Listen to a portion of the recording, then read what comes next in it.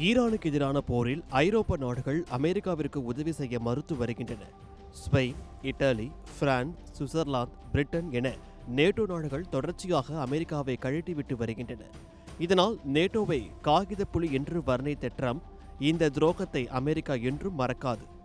NATO அமைப்பில் இருந்து விலகுவது குறித்து தீவிரமாக பரிசீலனை செய்து வருகிறோம் என்று பேட்டியளித்திருக்கிறார். இதில் பிரான்ஸ் நாடு குறித்து பேசும்போது, பிரான்ஸ் ஒரு உதவாக்கரை நாடு. ஈரானுக்கு எதிரான போரில் எங்களுக்கு உதவாத அதிபர் இமானுவேல் மேக்ரோன் அவரது பொண்டாட்டியிடம் அடிவாங்கி வருகிறார். மனைவியிடம் தாடையில் அடிவாங்கிய அவர் தற்போதுதான் அதில் இருந்து மீண்டு வருகிறார் என்று கிண்டலடித்து பேசினார். இதற்கு மேக்ரோன் தற்போது பதிலளித்து இருக்கிறார். இது குறித்து அவர் ட்ரம்ப் மிகவும் அதிகமாக பேசுகிறார். என்னுடைய திருமணம் குறித்த அவரது கருத்துக்கள் நாகரிகமாகவோ தரமாகவோ இல்லை. மொத்தத்தில் ட்ரம்பின் பழக்க வழக்கங்கள் சரியில்லை என்று கொந்தளித்து இருக்கிறார். போரில் உதவிக்கு வராததோடு தங்களது இராணுவ தளங்களையும் அமெரிக்காவிற்கு வழங்க ஐரோப்பா நாடுகள் மறுத்துவிட்டன.